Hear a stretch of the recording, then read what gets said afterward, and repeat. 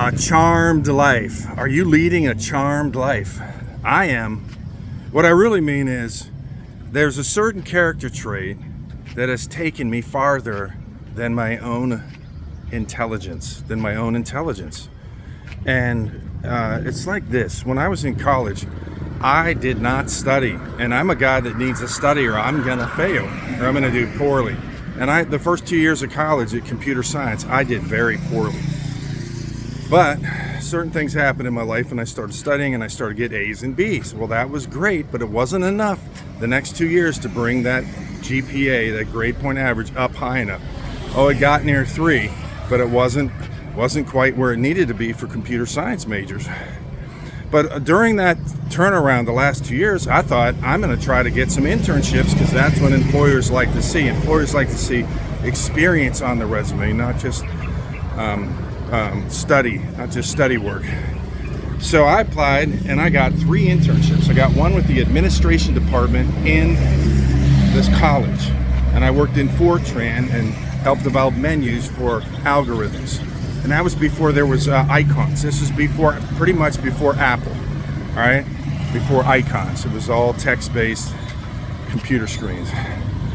And then I had another internship where I was the manager of the computer lab. They used to give me a key and I'd open it up on the weekends, let people in and out and close it.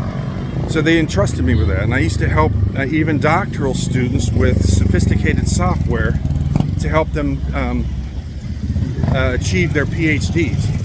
And then I applied for a state internship where I would get paid, where I would leave in my junior year and go to the state and work as an analyst and get trained as an analyst with the state for 6 months and get paid and get college credit for it, straight A's. What I'm trying to say is my grades didn't get me those positions. It was my interest in doing that and pursuit, and I got all 3. And I'm not saying that's what's going to happen to you in your life. You're going to lead a charmed life. But it's kind of like another situation where when I was in college, the forerunner, the company that started computer outsourcing, the company that started that industry, came to my college and talked about what it's like to work for them and the standards they have. And I thought, wow, it would be icing on the cake if I could work for that company. It'd be great to work. And I thought, man, they're never going to hire me. But once in my life, I saw an ad in the paper in North Carolina, in Raleigh, North Carolina, and I answered the ad. Went in, had 4 interviews, and they hired me. 4 interviews, 4 different groups of people. That's how they vetted you. They get different managers, different software engineers, and they would talk to you and evaluate you at a live account. And I got that job too, worked for 10 years. It was one of the best seasons of my life. It made me a better person because they had high standards. And what I'm trying to say is, even within that company, there was a vice president that came to speak to us in Camp Hill, PA, thousands of us or whatever. And he never went to college. He just had good character. You know, back in my day, some of the companies hired you based on your character, your attitude.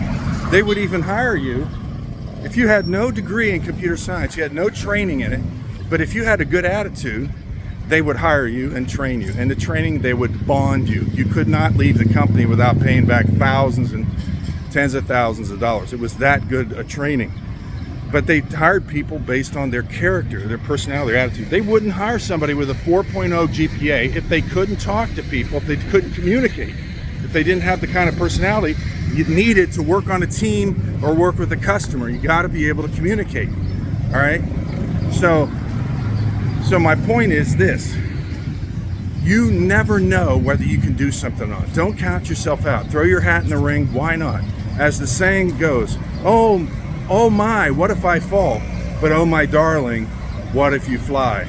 Said the mother bird to the baby bird. So don't count yourself out. Don't trick yourself into thinking you can't do something.